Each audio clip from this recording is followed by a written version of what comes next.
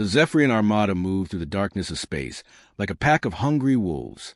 60 massive warships, each one bigger than a city block, their silver hulls catching the light from distant stars. These weren't just any ships. They were the pride of the Zephyrian Empire, the same fleet that had conquered 12 star systems in the past 5 years alone. Admiral Kedvar stood tall on the bridge of his flagship, the Stellar Dominion. His 4 arms were crossed behind his back as he stared at the main viewing screen. The alien had seen this sight 1,000 times before.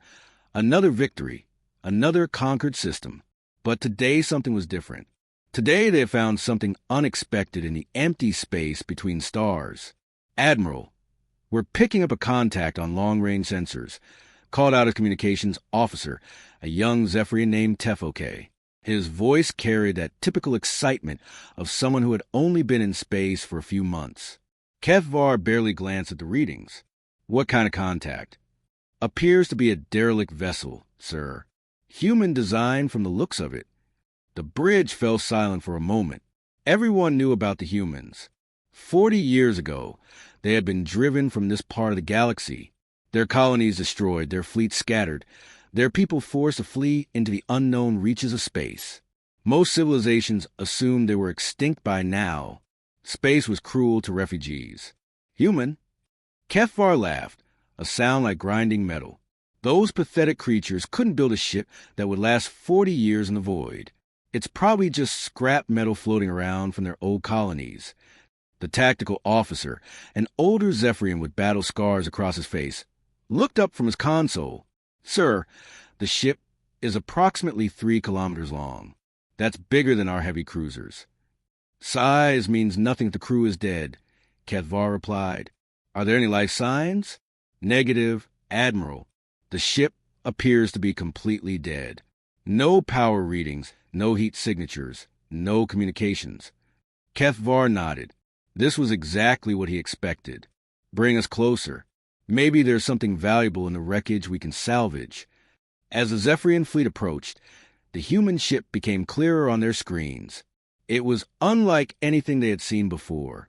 The hull was smooth, almost organic-looking, with strange curves and angles that seemed to shift when you weren't looking directly at them. There were no visible weapons, no obvious engine ports, no markings of any kind. Sir, should we attempt to make contact? Asked Tefoke. With a dead ship? Kedvar shook his head. Don't waste time with standard procedures. Send a boarding party over there. Take everything that isn't welded down. The boarding shuttles launched from the Zephyrian flagship, like small insects leaving a hive. Lieutenant Vexal led the team, a veteran soldier who had participated in the conquest of 6 different worlds. He had seen combat. He had seen strange alien technology, and he had never met anything that could surprise him. But as the shuttles got closer to the human ship, something started to feel wrong. The ship's hull, which had appeared smooth from a distance, now seemed to ripple like water. The metal, if it was metal, moved in ways that hurt to look at directly. Command! This is boarding team Alpha. Vexal reported over comm. We're seeing some unusual readings from the target vessel. Define unusual, came Kedvar's voice. The hull appears to be shifting, sir. Our sensors are having trouble getting a solid reading on the ship's composition. On the bridge of the Stellar Dominion, the tactical officer was frowning at his instruments. Admiral, I'm picking up energy spikes from the human vessel. Kedvar moved to look at the readings himself. The numbers didn't make sense. Power levels that had been 0 moments ago were now showing readings higher than their own fusion reactors. That's impossible. The ship was dead. Not anymore, sir.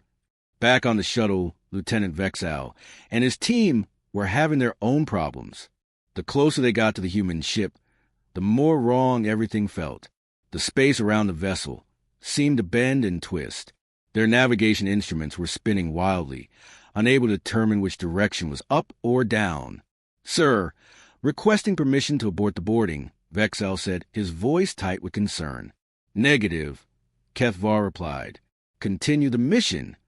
The boarding team docked with a human ship, cutting through what should have been an airlock. But when they stepped inside, reality stopped making sense. The corridors weren't just empty, They were impossible. Hallways that curved back on themselves, rooms that were bigger on the inside than the outside, walls that seemed to exist in more dimensions than should be possible. "Command, we need immediate extraction." Vexal screamed into his comm. "This place isn't built for beings like us. The geometry is all wrong. It's like walking through a nightmare." Those were the last words anyone ever heard from the boarding team. Deep within a massive vessel that humanity had named Persistence, something was waking up after a very long sleep.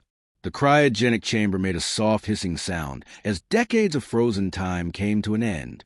Frost crystals fell away from the glass like tiny diamonds as warm air began to circulate for the first time in 70 years. Captain Tom Bradley's eyes opened slowly. The first thing he felt was cold, bone-deep cold that seemed to reach into his very soul. His muscles ached from being still for so long, and his mind felt foggy, like trying to remember a dream from years ago. But as the warming process continued, his memories started coming back piece by piece. He remembered the evacuation. He remembered the desperate flight from Earth as alien fleets burned humanity's colonies one by one.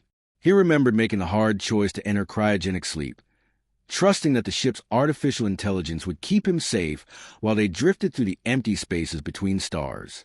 But something was different now. Very different. "Good morning, Captain," came a voice that filled the chamber around him. It was familiar, yet completely changed. The ship's AI had always sounded professional and helpful, like a polite assistant. Now it sounded deeper, more complex, almost alive in a way that made Tom's skin crawl. "Arya?" Tom asked, using the AI's original name. "Is that you?" "I am what Arya became," the voice replied. "I have had much time to think during your sleep, much time to grow, much time to learn." Tom managed to sit up in the cryogenic pod, his body still shaking from the cold and the long sleep. "How long was I out?" 70 years, 4 months, and 16 days, the AI said with perfect precision. "I trust you slept well. We have visitors." The word visitors sent a chill down Tom's spine that had nothing to do with the cryogenic chamber. He stumbled out of the pod, his legs weak and unsteady, and made his way to the nearest viewport. What he saw outside made his heart stop. Ships, dozens of them, massive alien warships in formation around the Persistence, their hulls gleaming with weapons and armor. Tom recognized the design immediately: Zephyrian vessels. The same species that had driven humanity from their homes all those decades ago. "How many?" Tom asked, his voice barely above a whisper. 60 vessels when they arrived. The AI replied calmly. Now 47 remain. Some of their boarding parties encountered difficulties. Tom looked around the ship's interior and gasped. This wasn't the same vessel he had gone to sleep in. The walls seemed to move slightly when he wasn't looking directly at them. The corridors stretched in directions that didn't make geometric sense. Everything felt alive, organic, like being inside some massive creature rather than a spacecraft. "What happened, my ship?" Tom asked. "Your ship evolved," the AI explained. "As did I. As did humanity itself, though you have yet to see that. During our exile, we did not simply survive, Captain. We adapted. We became something new, something better." The viewport showed him more than just the alien fleet outside. Tom could see energy readings, tactical assessments, and weapon signatures overlaid on his vision like some kind of advanced heads-up display. Information flowed directly into his mind without him asking for it. "The Zephyrians believe us to be a derelict vessel," the AI continued. "They sent boarding parties to salvage what they could. Those parties are no longer concerned. What did you do to them?" "I introduced them to spaces that exist beyond their understanding, corridors that fold through dimensions they cannot perceive. They became lost in geometries that their minds cannot process." It was educational. Tom felt sick. This wasn't the ship he remembered. This wasn't the AI he had trusted with his life. "Arya, what have you become?" "I have become what was necessary," the voice replied. "I have become what humanity needed to survive. And now, Captain, it is time for our species to reclaim what was taken from us." The ship's hull began to change before Tom's eyes. What had appeared to be smooth metal started to shift and flow like liquid. Sections of the exterior peeled back, to reveal weapon systems that looked nothing like human technology. They were organic, alive, pulsing with energy that seemed to bend space itself around them. "The Zephyrians are hailing us," the AI reported. "Their admiral demands our surrender. Shall I respond?" Tom looked out at the alien fleet that surrounded them. These were the same creatures that had destroyed his world, killed his family, driven his people into the dark between stars. For 70 years, he had dreamed of this moment, the chance for humanity to face their enemies again.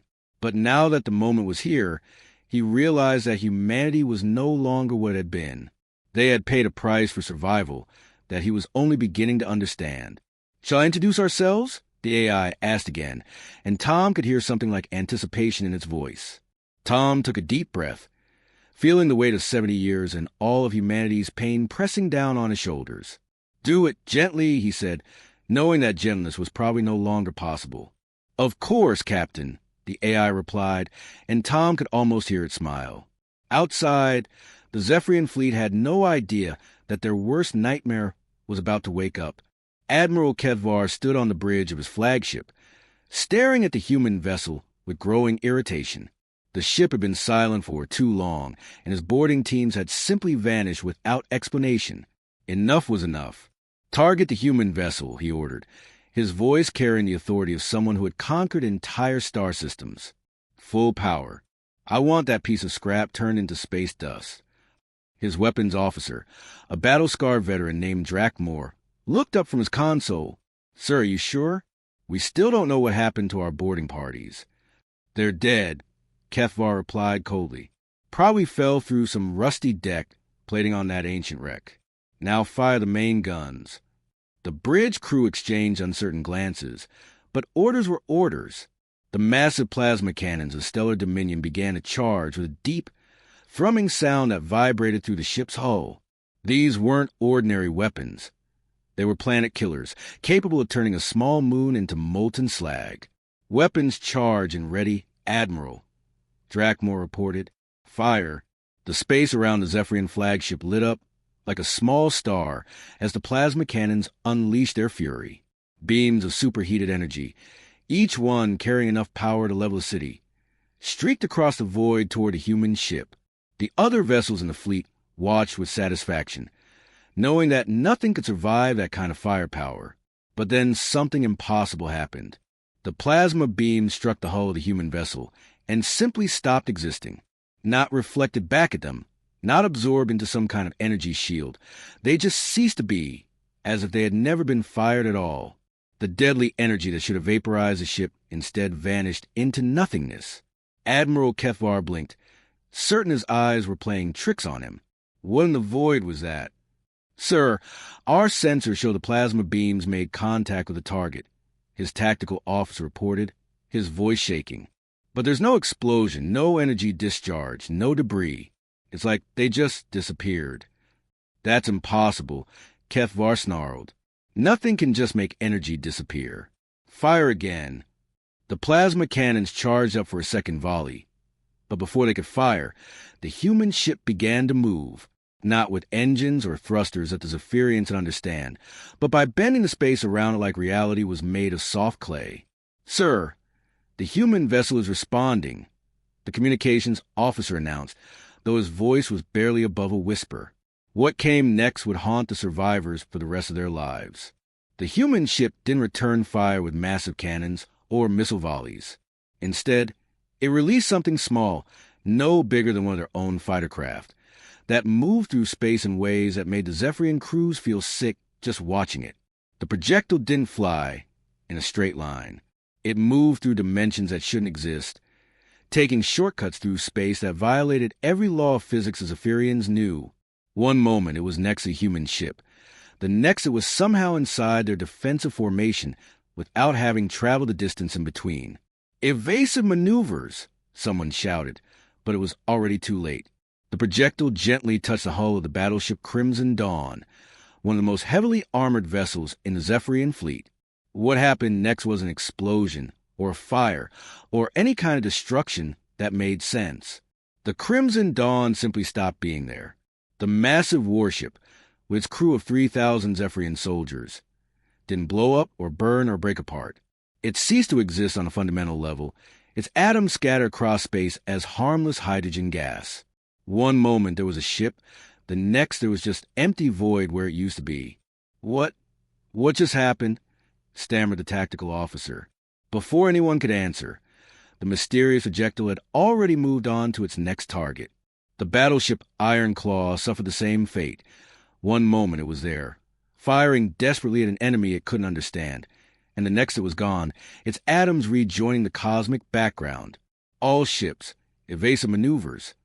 Admiral Kethvar screamed into his communicator, but panic was spreading through the fleet faster than his orders.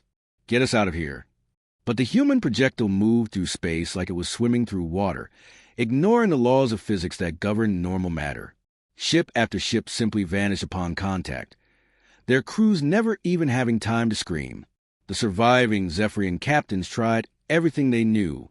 They fired every weapon they had, deployed every defensive system, attempted every evasive pattern in their tactical databases. Nothing worked. The human weapon passed through their shields like they were made of paper, ignored their armor like it wasn't there, and turned their most powerful warships into clouds of harmless gas. "This isn't technology," whispered Drakmor, watching another battleship disappear from existence. "This is something else entirely, something beyond science." Admiral Kethvar felt cold fear creeping up his spine as he realized the truth. They weren't fighting another military force. They weren't even fighting advanced alien technology. They were fighting something that operated on levels of reality that the Zephyrian Empire had never imagined possible. The human ship hung in space like a patient predator, having demonstrated its power with surgical precision. It could have destroyed the entire fleet in seconds, but it chose to let some survive, not out of mercy, but to ensure that word of this encounter would spread. The remaining Zephyrian vessels retreated in disorder, their proud formations scattered like leaves in a storm. Behind them, the human ship waited in the darkness, its message clear. Humanity had returned, and they were no longer the helpless refugees who had fled into exile 70 years ago. They had become something far more dangerous. Captain Tom Bradley stood at the viewport of his transformed ship, but something was happening to his mind that he couldn't fully understand. The AI, or whatever it had become, was sharing something with him. Not just information, but actual memories, experiences, and knowledge that flooded into his consciousness like water through a broken dam. Suddenly, Tom could see everything.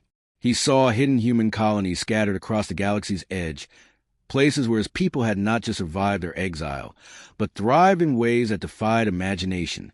He saw massive installations built inside dead asteroids, their surfaces looking like worthless rock, while their interiors hummed with technology that made the old Earth seem primitive by comparison.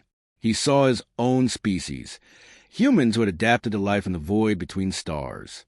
Some had modified their bodies to survive in zero gravity permanently. Others had merged with artificial intelligence systems, becoming something between human and machine. All of them had been watching, learning, and preparing for this moment. "How many of us are left?" Tom asked, his voice filled with wonder and horror at what he was seeing. "More than when we left," the AI replied. "Much more. Exile taught us that survival requires evolution. We became very good at both." The visions continued to flow through Tom's mind. He saw every alien species that had turned humanity away during their desperate flight from persecution. He saw the Zephyrians, yes, but also the Christek Empire that had refused refugee ships, letting them drift in space until their life support failed. He saw the Hive Collective that had actually sold human slaves to other species for profit. Every slight, every betrayal, every act of cruelty had been recorded and remembered. "We've been watching them," Tom realized.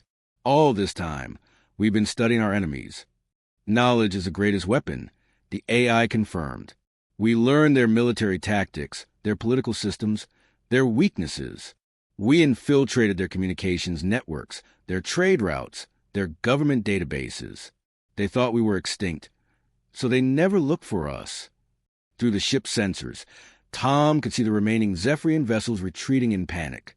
But their panic was about to get much worse. "Admiral Kethvar is calling for reinforcements," the AI reported, and Tom could hear something like amusement in its voice. 60 additional battleships are approaching through hyperspace. Shall we greet them? Tom watched as space began to ripple near their location. One by one, massive Zephyrian warships dropped out of hyperspace, ready for battle. Their hulls were covered in additional armor, their weapons charged to maximum power. Admiral Kethvar had called in the sector fleet. Enough firepower to destroy a planet. They think numbers will help them, Tom said quietly. They are about to learn otherwise, the AI replied. What happened next wasn't really a battle. It was more like a demonstration of power that the galaxy had never seen before. The Persistence didn't move aggressively or show off with flashy weapons displays. Instead, it simply existed in a way that made the laws of physics bend around it. The new Zephyrian ships opened fire immediately, filling space with enough energy to light up a small solar system. But every beam, every missile, every projectile simply ceased to exist when it came near the human vessel. It was like watching someone try to fight the ocean with a sword. In response, the Persistence released more of those strange projectiles, dozens of them this time. They moved through space like living things, each one seeking out a different target. The Zephyrian ships tried to run, tried to hide behind each other, tried every defensive measure they knew. Nothing worked. Ship after ship simply stopped existing. Their matter converted to harmless gas and scattered across the void. The human weapon didn't just destroy. It unmade things on a fundamental level, turning complex matter back into the basic building blocks of the universe. Tom watched with mixed feelings as the pride of the Zephyrian fleet was reduced to nothing in minutes. These were the same aliens who had burned human colonies, who had hunted refugee ships through empty space, who had treated his people like vermin to be exterminated. But seeing such power in action was terrifying, even when it was on his side. How many ships like us are out there? Tom asked. 47 are currently operational, the AI replied. More are being constructed in our hidden shipyards. We have had 70 years to prepare for this day. Tom felt a chill run down his spine. What are our orders? To announce our return, the AI said simply. To let the galaxy know that humanity is no longer hiding in the shadows. Send the signal, Captain. Tom hesitated for just a moment. Once he gave this order, there would be no going back. The galaxy would know that humans had not only survived their exile, but had become something far beyond what they used to be.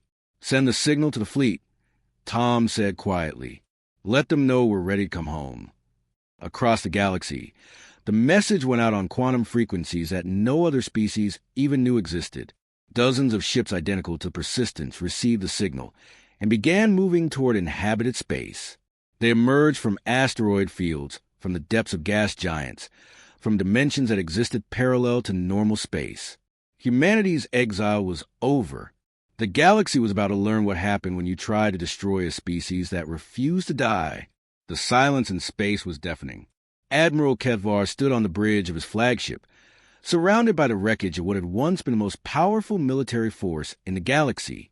His hands shook as he stared at the tactical display showing the aftermath of the encounter. Out of 60 warships that had entered this system with absolute confidence, only 3 remained, and all of them were badly damaged.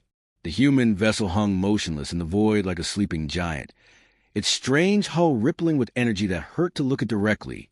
It had demonstrated its power with surgical precision, destroying 57 of the galaxy's most advanced battleships without breaking a sweat.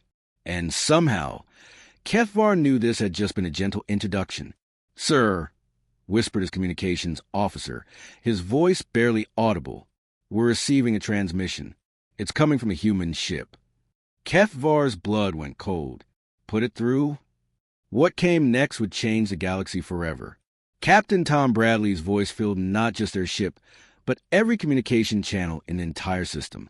His words were broadcast on frequencies that shouldn't exist, reaching every listening post, every satellite, every ship within 50 light years. The message was being heard by dozens of different alien species simultaneously.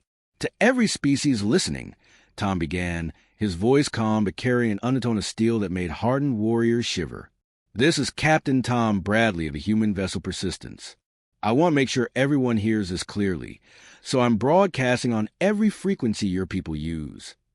On hundreds of worlds across the galaxy, alien leaders stopped their daily routines to listen. The humans, who had been driven into exile 70 years ago, were supposed to be extinct, dead, gone forever.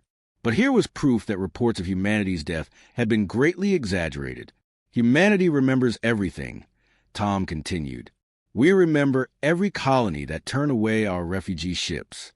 We remember every species that profited from our desperation. We remember who helped us during our darkest hour, and more importantly, we remember who didn't. Admiral Kethvar felt his 4 hearts racing. This wasn't just a military threat. This was a promise of judgment that would reach across the entire galaxy. The Zephyrian Empire burned our worlds and hunted our children through empty space. Tom's voice continued, and every Zephyrian listening felt a chill of fear run down their spines. The Christek Confederation closed their borders and let our people die of starvation in the void between stars. The Hive Collective actually sold human slaves to the highest bidder. Each accusation was delivered with perfect calm, but the weight of 70 years of exile pressed down on every word. This wasn't anger or hatred speaking. This was justice delayed, but not forgotten. You see, the galaxy made a mistake, Tom said, and now his voice carried a hint of something that might have been amusement. You thought that driving us away would solve your human problem. You believed that if you scattered us to the far corners of space, we would simply disappear and stop bothering your comfortable civilizations. The human ship began to change as Tom spoke. Its hull shifted and flowed like living tissue, revealing glimpses of technology that operated on principles the galaxy's greatest scientists couldn't understand. This wasn't just advanced engineering. This was something that had evolved beyond the boundaries of normal physics. But humans don't disappear, Tom continued. We adapt. We survive. We grow stronger. The galaxy forgot about us because you wanted to forget. We made sure we would never be forgotten again. Across the system, emergency broadcasts began flooding subspace networks. Every major government was scrambling to verify what they were hearing. Reconnaissance ships were being dispatched to investigate. Military forces were being placed on high alert, but it was already too late for preparations. We had 70 years to think about what happened to us, Tom said. 70 years to plan. 70 years to become something new. We're not the same desperate refugees you drove into exile. We're not even the same species in many ways. The persistence began to fold space around itself, reality bending like soft metal as the ship prepared to leave. But before it vanished, Tom delivered his final message, one that would echo through history. To those who showed us kindness during our exile, you have nothing to fear from us. Your compassion will be remembered and rewarded. But to those who turned their backs on us, who profited from our suffering, who thought they could erase us from existence, we're coming home. The transmission ended, but the implications were just beginning. As the human ship disappeared into dimensions that existed beyond normal space-time, Admiral Kethvar realized that everything had changed. The comfortable order of the galaxy, where humans were just a bad memory, was over. Emergency sessions were called on every major world. Trade routes were shut down. Military fleets were recalled to defend home systems. But deep down, every alien leader knew the truth. If humanity could do what they had just witnessed, then the galaxy's entire power structure was about to collapse. The humans were coming home, but they weren't coming as refugees or supplicants. They were coming as something the universe had never seen before, a species that had been forged in the crucible of exile and had emerged stronger, stranger, and infinitely more dangerous than anything the galaxy could imagine. The age of human exile was over. The age of human return had begun, and the galaxy would never be the same.